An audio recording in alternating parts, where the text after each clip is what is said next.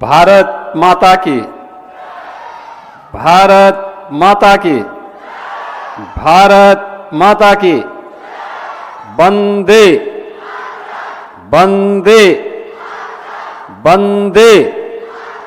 नमः पार्वती पतिये हर हर। गोरखपुर महोत्सव के आज के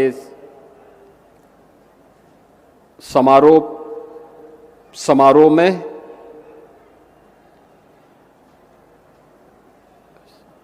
मंच पर उपस्थित केंद्रीय मंत्री श्री कमलेश पासवान जी, गोरखपुर के लोकप्रिय सांसद श्री रविकिशन शुक्ला जी,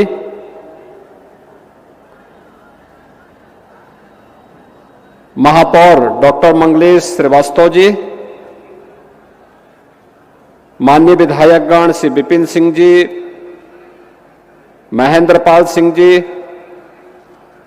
प्रदीप शुक्ला जी, राजेश त्रिपाठी जी, डॉक्टर बिमलेश पासवान जी, उत्तर प्रदेश महिला आयोग की उपाध्यक्ष श्रीमती चारू चौधरी जी, कालीबाड़ी के मोहन जी, भारतीय जनता पार्टी महानगर के संयोजक श्री राजेश गुप्ता जी, गोरखपुर महोत्सव के आज के इस आयोजन में उपस्थित सभी महानुभाव और गोरखपुर के सभी उपस्थित बहनों और भाइयों,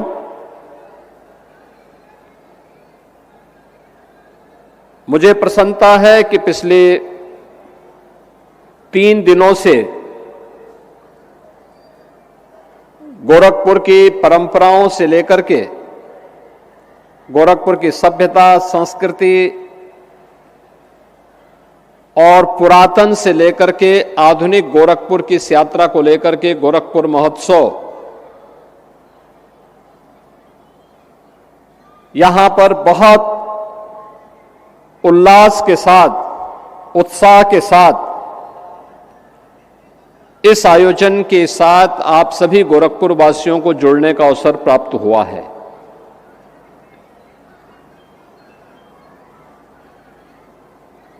जीवन के प्रत्येक क्षेत्र से जुड़े हुए अलग अलग पक्षों को लेकर के यहां पर उनका मंचन भी हुआ और महोत्सव के अवसर पर गोरखपुर और पूर्वी उत्तर प्रदेश से जुड़े हुए प्रोडक्ट को शोकेसिंग करने का भी एक अवसर इस महोत्सव के माध्यम से प्राप्त हुआ है। युवाओं के लिए विज्ञान प्रदर्शनी का आयोजन, तो यहां पर गोरखपुर से जुड़े हुए विभिन्न उत्पादों को लेकर के उन्हें एक मंच भी प्राप्त हुआ है। कला जगत से जुड़े हुए स्थानीय कलाकारों के लिए हम लोगों ने प्रारंभ से ही एक व्यवस्था करने के लिए मैंने कहा था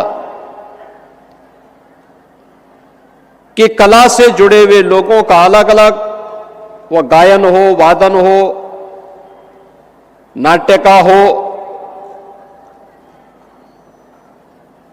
या उनसे जुड़े हुए उन विभिन्न विधाओं को लेकर के भी एक प्रतिस्पर्धा, एक कंपटीशन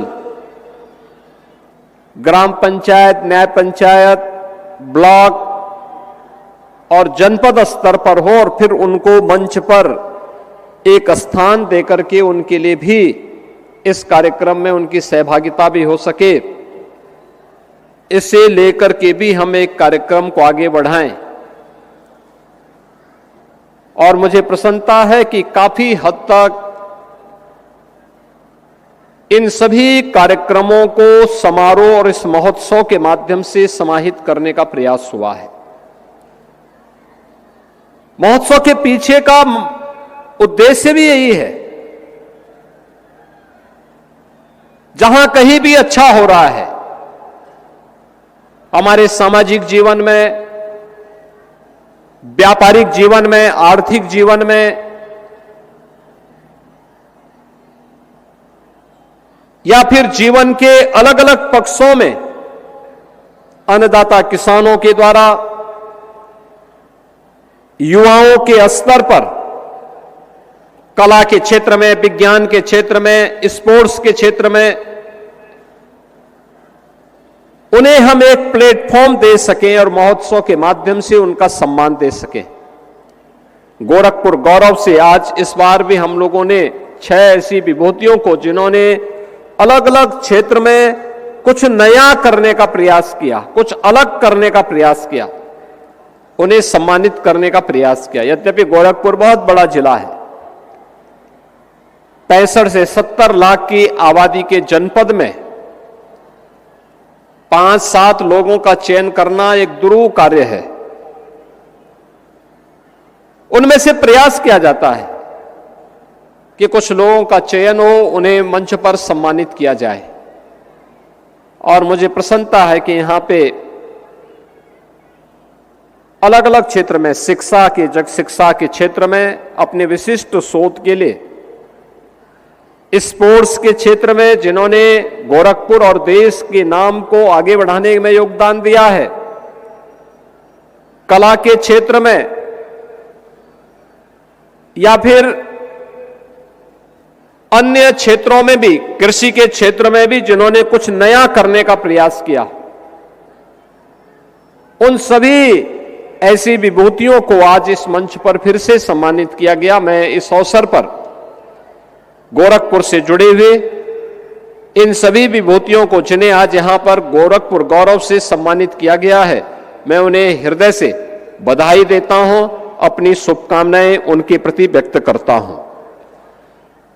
यह सम्मान हमारी वर्तमान पीढ़ी को और अलग अलग क्षेत्र में कार्य करने वाले हमारे कलाकारों को और जीवन के अलग अलग क्षेत्र में अपने परिश्रम से कुछ नया देने वाले लोगों को भी एक नई प्रेरणा होगी, आगे बढ़ने के लिए उनके लिए एक प्रेरणा होगी। और से समाज का दायित्व बनता है कि हम जिस समाज में रहते हैं उस समाज से केवल लेने की नहीं, बल्कि उस समाज को कुछ देने की भी सामर्थ्य हम स्वयं भी पालें। आज गोरखपुर और उत्तर प्रदेश विकास की एक नई बुलंदियों को छू रहा है। देश आगे बढ़ रहा था, लेकिन गोरखपुर विकास की दौड़ में पीछे छूट चुका था। 2017 के पहले के गोरखपुर से आज के गोरखपुर की जब आप तुलना करते हैं, आपको जमीन आसमान का अंतर दिखाई देगा। एक गोरखपुर 2017 के पहले का था, उपेक्षित था, असुरक्षित था। जैसे प्रदेश भर में उपद्रव है, वैसे ही गोरखपुर में भी था।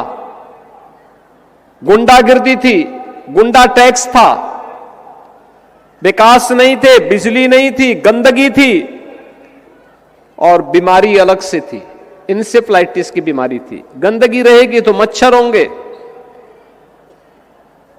मच्छर और माफिया एक दूसरे के पूरक है।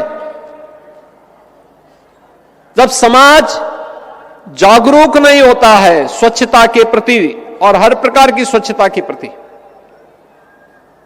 यह गांव, कस्बा या शहर की स्वच्छता हो या फिर सामाजिक स्वच्छता, उसके दुष्परिणामों का भुक्तभोगी उसे स्वयं होना होता है। और एक गोरखपुर तो माफिया राज के लिए, माफियाओं के गुंडागिर्दी के लिए कुख्यात हो चुका था। लोग नाम नहीं लेना चाहते थे। प्रदेश की भी यही स्थिति थी। हर दूसरे तीसरे दिन एक दंगा होता था, अराजकता चरम पर थी। न व्यापारी सुरक्षित था, न बेटी सुरक्षित थी। हर व्यापारी, हर चिकित्सक, हर उद्यमी गुंडा टैक्स देने के लिए मजबूर था।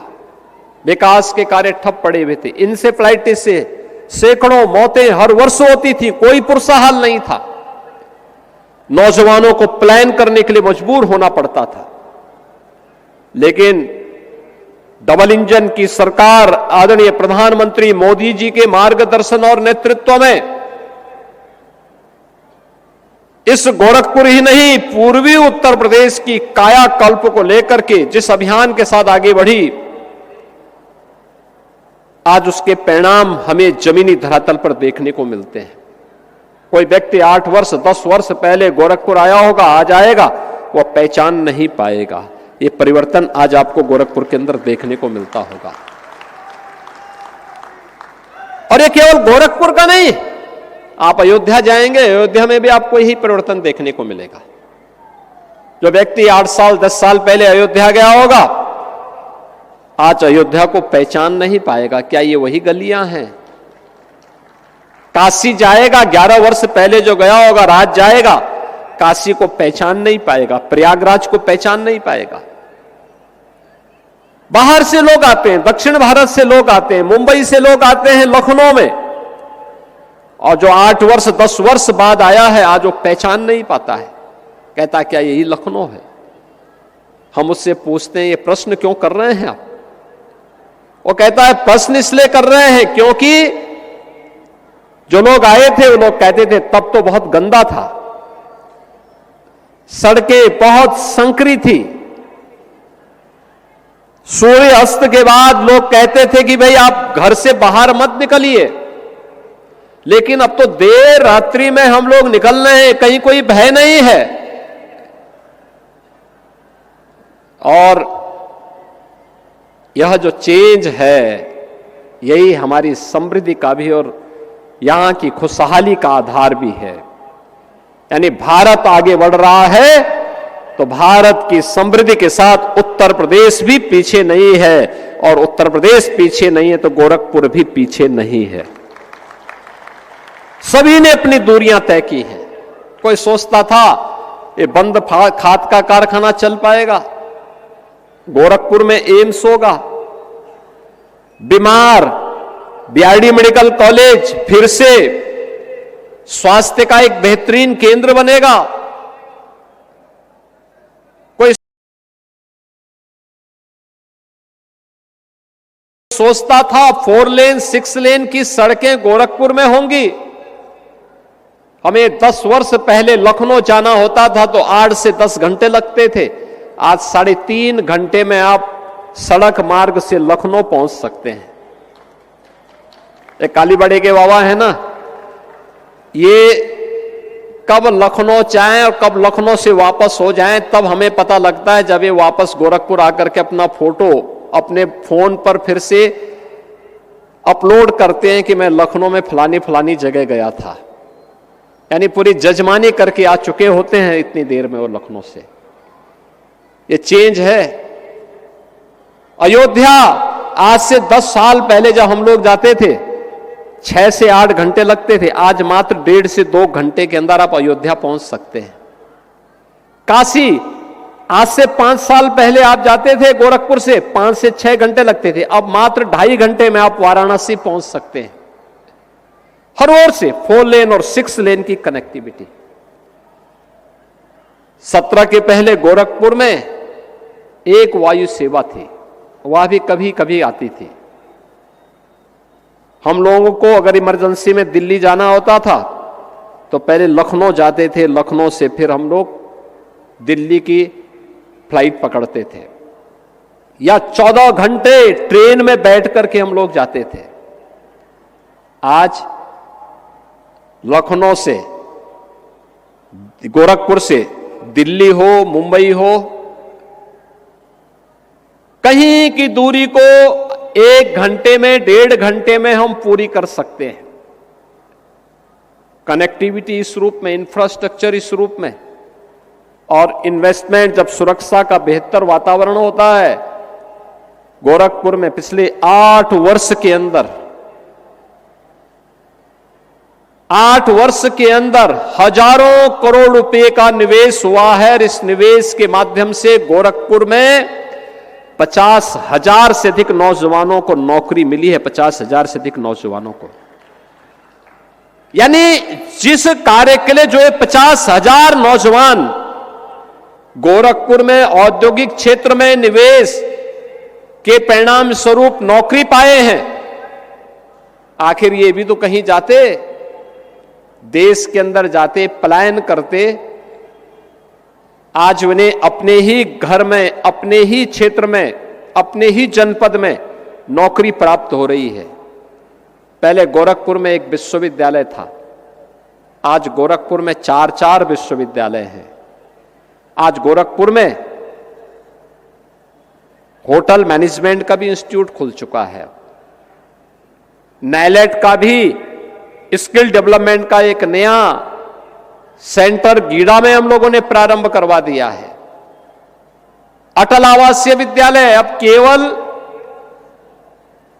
जिनके पास पैसा होगा वही नहीं पढ़ेगा, बल्कि गरीब से गरीब बच्चा भी अत्याधुनिक शिक्षा प्राप्त कर सकता है। अटल आवासीय विद्यालय सहजनवा में बनकर के आज यहां के हर बच्चे को, प्रदेश के हर गरीब बच्चे को आगे बढ़ने के लिए एक नई ऊंचाई प्रदान कर रहा है।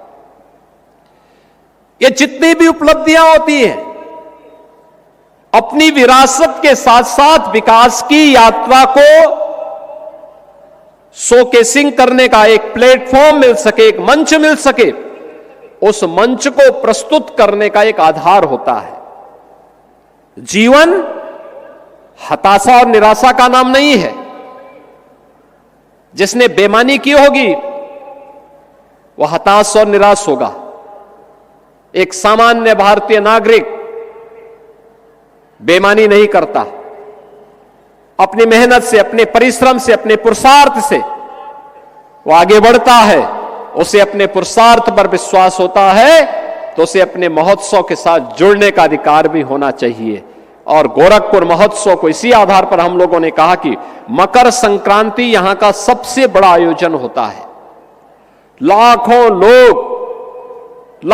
लोग उत्तर प्रदेश से, बिहार से, नेपाल से, देश के अलग अलग भागों से आते हैं और सेवातारी भगवान गोरक्षनाथ जी को अपनी आस्था की पवित्र खिचड़ी चढ़ाते हैं। तो खिचड़ी के ठीक पहले वो आस्था का एक स्थल है, वहां आस्था को नमन करने के लिए देश और दुनिया से लोग आते हैं। लेकिन महोत्सव के माध्यम से उत्साह और उमंग का एक नया संचार हो, इस दिशा से यह मंच आपको यहां पर प्राप्त होता है। और 3 दिन का यह मंच, यह महोत्सव अलग अलग विधाओं को लेकर के अलग अलग कार्यक्रमों के साथ जुड़ता है। आज मुझे प्रसन्नता है, ये रामगढ़ ताल जो कभी गोरखपुर के अंदर अपराध का केंद्र माना जाता था, आज पर्यटन का एक बेहतरीन केंद्र बन गया है। अब गोरखपुर की कोई उपेक्षा नहीं करता, अब हर विकास की योजना आप तक पहुंचती है, शासन की हर योजना आप तक पहुंचती है, बिना मांगे पहुंचती है। यह है परिवर्तन।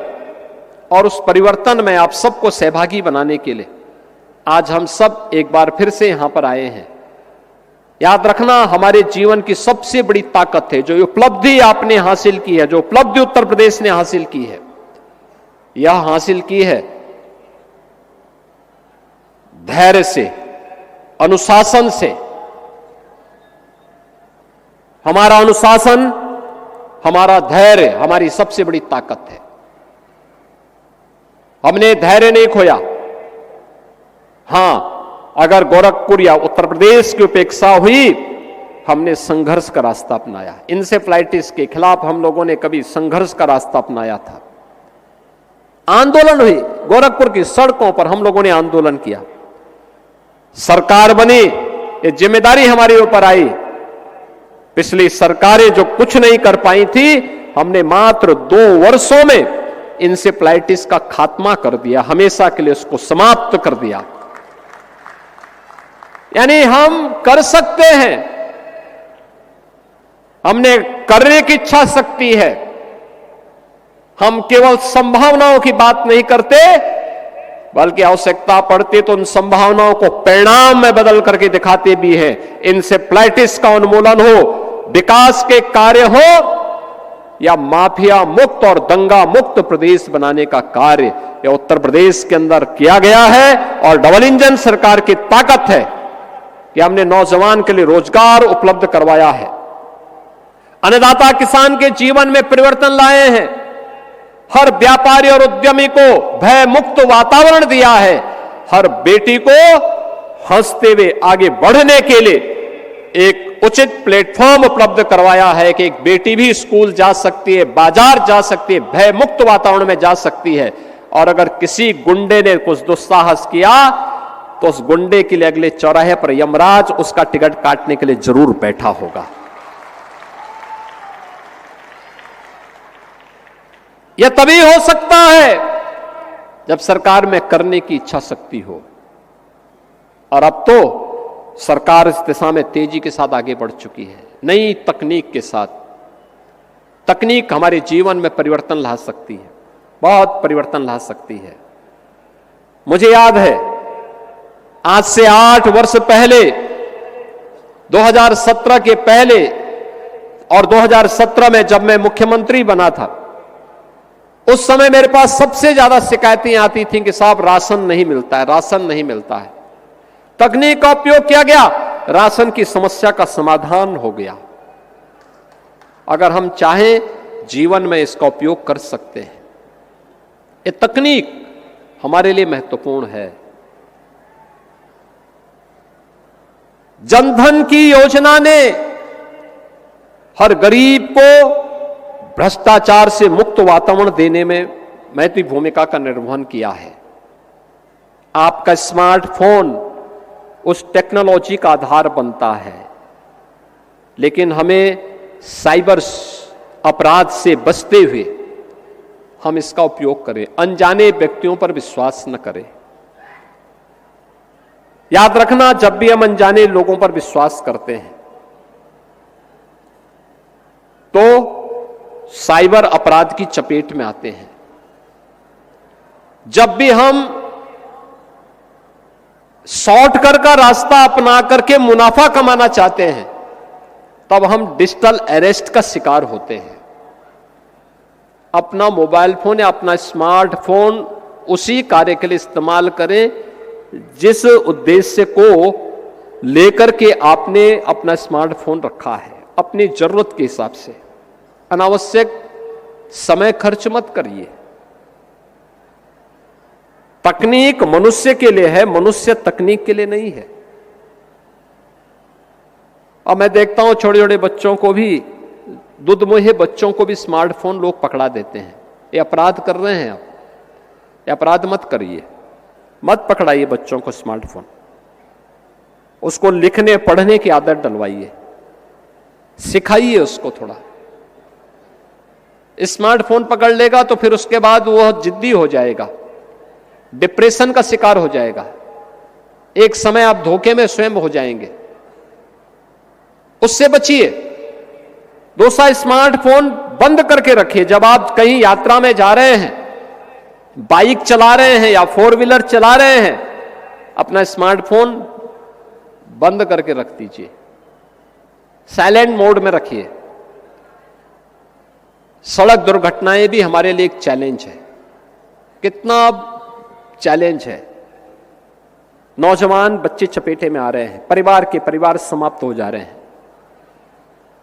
अच्छी सड़कें इसलिए नहीं है कि आप ट्रैफिक के नियमों का उल्लंघन करें, अच्छी सड़कें इसलिए हैं जिससे आपके आवागमन के मार्ग को आसान बनाया जा सके, आपको सुगम यात्रा का मार्ग प्रशस्त किया जा सके, आप समय से पहले अपने गंतव्य में पहुंच जाएं।